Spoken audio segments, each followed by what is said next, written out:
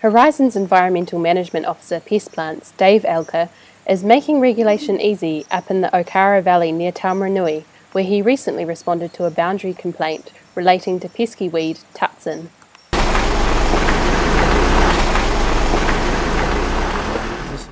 We got a phone call from a farmer who lives over the back of the block here, and he's bought the property, and it's got tutsan on the boundary.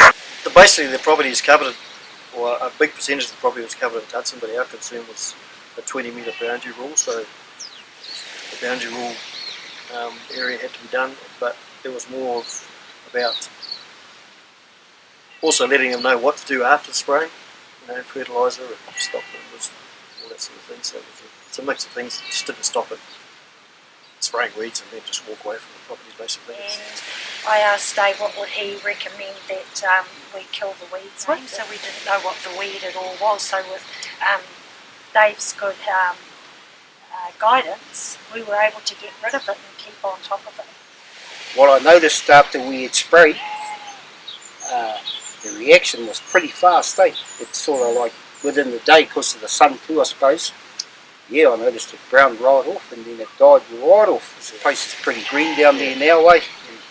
Well, otherwise, if you hadn't have told us, we wouldn't have really known. Yeah. No, it would have been still down there and it would have been double trouble, really. Yeah, there are different processes that we go through.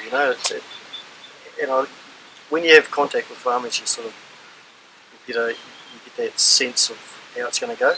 So rather than go the legal way and do all the paperwork and whatnot, and serve notices, it's good to be able to interact with the farmers first and see what their reactions are, and you sort of cover all bases first, rather than stirring them up and saying, look, you've got to go and do this.